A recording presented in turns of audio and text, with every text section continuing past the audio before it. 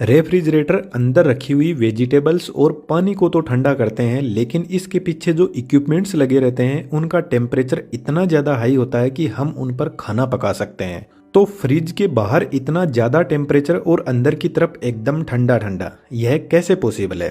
इसके अलावा कई बार जब फ्रिज खराब होता है तो हमारे दिमाग में एक ही बात आती है कि इसकी गैस खत्म हो गई होगी, लेकिन दोस्तों ऐसा कुछ भी नहीं होता है। इसके पीछे की साइंस इस वीडियो में 3D एनिमेशन की हेल्प से समझते हैं। जो रेफ्रिजरेटर का हार्ट होता है वह कंप्रेसर होता है। यह एक रिसिप्रोकेटिंग टाइप कंप्रेसर है।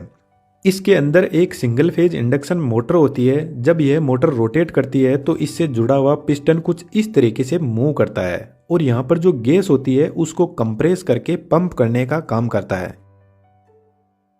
इन कंपोनेंट्स की वर्किंग रेफ्रिजरेटर की बॉडी को थोड़ा सा साइड में रखकर अच्छे से समझते हैं। कंप्रेसर एकदम पैक होता है क्योंकि इसके अंदर एक गैस भरी जाती है जिसका नाम है फ्रीऑन R134a, जो आजकल कॉमनली यूज होती है, और मोटर और कंप्रेसर दोनों मिलकर इस गैस को पंप करने का काम करते हैं।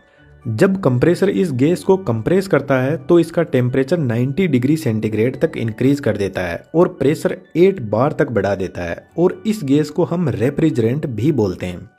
अब यह टेम्परेचर और प्रेशर बहुत ज़्यादा है तो इसको हमें डाउन करने की ज़रूरत है। इसलिए इस हाई टेम्परेचर और प्रेशर वाले रेफ्रिजरेंट को कंडेंसर यूनिट के पास में भेजा जाता है, जो रेफ्रिजरेटर के पीछे लगी हुई कुछ ऐसी ट्यूब होती है जो हमें आसानी से दिखाई दे जाती है। और इस ट्यूब से जब हाई टेम्परेचर वाला रेफ्रिजरेंट फ्लो करता है तो बाहर के एनवायरनमेंट से हीट एक्सचेंज करने लग जाता है, क्योंकि कंडेंसर कोयल का टेम्परेचर बहुत ज़्यादा होता है और एनवायरनमेंट का टेम्परेचर बहुत कम, तो रेफ्रिजरेंट धीरे धीरे कूल होने लगता है।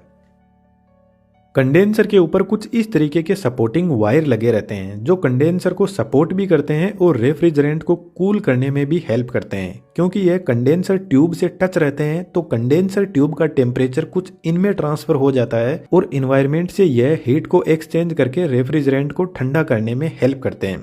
जब रेफ्रिजरेंट इतना लंबा रास्ता तय करके कंडेंसर कोयल से बाहर निकलता है तो इसका टेम्परेचर 45 डिग्री सेंटीग्रेड तक रिड्यूस हो जाता है, और जब टेम्परेचर डाउन आता है तो गैस लिक्विड में बदलने लग जाती है।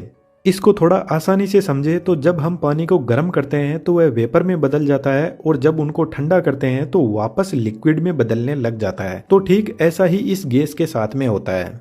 कंडेंसर यूनिट से जब गैस बाहर निकलती है तो यह थोड़ी ठंडी होकर लिक्विड में बदलना शुरू हो जाती है। अब कंडेंसर यूनिट से निकलकर यह रेफ्रिजरेंट जाता है कैपिलरी ट्यूब के पास में। कैपिलरी ट्यूब कुछ इस टाइप का एक कॉपर की ट्यूब होती है जिसका डायमीटर 0.5 mm से लेकर 2.2 mm तक होता है, और इसकी लेंथ मैक्सिमम